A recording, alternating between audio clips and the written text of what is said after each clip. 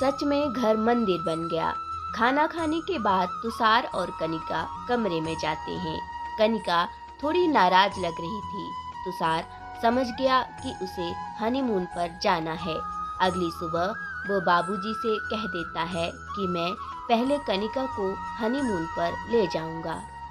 उसके बाद आप लोग हरिद्वार जाना। बरेली के एक छोटे से घर में शादी की चहल पहल थी। माँ नई बहू के स्वागत की तैयारी में लगी थी। थोड़ी ही देर में तुषार अपनी दुल्हन कनिका को लेकर गाड़ी से नीचे उतरा। माँ ने अपनी नई नवेली बहू की आरती उतारते हुए कहा, भगवान तुम दोनों के जीवन में खुशियां भरे। तुम्हारे आने से मेरा घर मंदिर हो जाए। फिर शुरू हुई मुंह दिखाई की रस्म और इन सब में पूरा दिन बीत गया। 2-4 दिन में मेहमानों से भरा घर खाली हो जाता है। अब घर में बचते हैं सिर्फ 5 लोग, माँ, बाबूजी, तुषार, कनिका और रोहन। शादी हुए 10 दिन बीत चुके थे। एक दोपहर तुषार कनिका से कहता है, सोच रहा हूँ कि ऑफिस ज्वाइन कर लूँ। कनिका तुरंत बिस्तर से उठकर बैठ जाती है। क्या हम हनीमून पर नहीं जा रहे हैं? तुषार ने जवाब दिया, अभी शादी में बहुत खर्चा हो गया है। आने वाले 1-2 महीने में जाते हैं ना? कनिका ने पूछा, पक्का? तुषार ने जवाब दिया, हाँ पक्का। अगले दिन तुषार ऑफिस के लिए निकल जाता है। शाम को तुषार घर पहुंचा तो देखा कि माँ, बाबूजी और रोहन कनिका के साथ टीवी देख रहे थे। माँ कनिका से कहती है, लो बहू, आ गए हमारे नवाबजादे। थोड़े समय में डिनर करने के लिए परिवार के सभी सदस्य बैठते हैं। बाबूजी ने तुषार से कहा, अब तुम्हारी शादी हो गई। रोहन को लेकर हमें कोई चिंता नहीं है। तुम उसकी पढ़ाई देख ही रहे हो। सिर्फ एक इच्छा है, बैकुंठ जाने से पहले मैं और तुम्हारी माँ हरिद्वार जाना चाहते हैं। बिल्कुल बाबूजी, मैं आप लोगों की इच्छा पूरी करूंगा।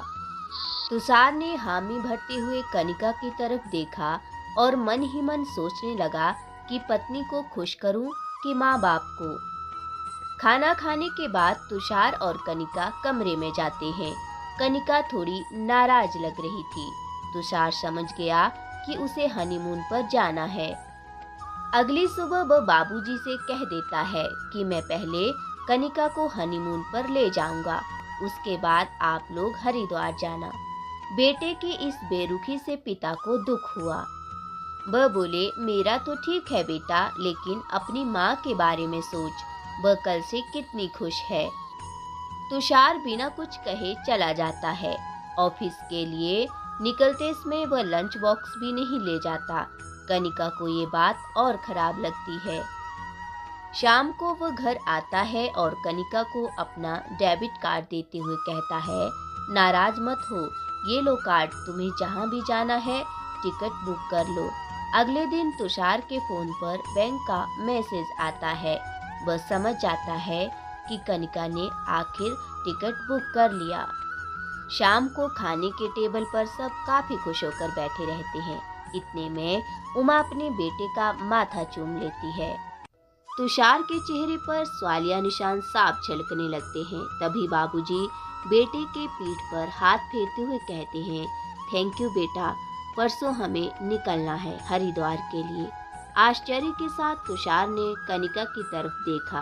कनिका मुस्कुरा दी।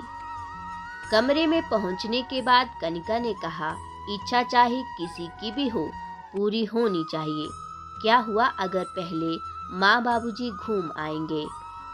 तुषार ने पत्नी को गले लगाते हुए कहा, माता पिता को सर्वश्रेष्ठ बनाकर तुमने सच में घर को मंदिर कर दिया।